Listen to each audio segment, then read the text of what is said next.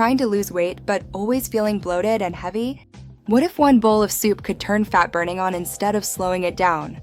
Most soups actually block fat loss, loaded with cream, flour, and hidden calories. That's why people say soups don't work for weight loss. These are real fat-burning soup recipes, high protein, high fiber, low calorie, that keep you full and help melt belly fat. Lentil and vegetable soup, packed with fiber and plant protein, keeps insulin stable and hunger low.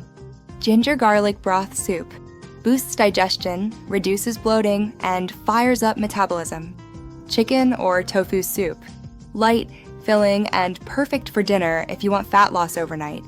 Cabbage and spinach soup, low calorie, high volume, you can eat more and still lose fat. Big mistake? Turning healthy soup into a calorie bomb with cream, cheese, or bread. Use soups as one main meal per day, not all meals. Pair with protein and chew slowly for better fat loss. If you want a 7-day fat-burning soup plan, like this video, subscribe to Flip Fit Yourself and comment soup. I'll share the full recipes next.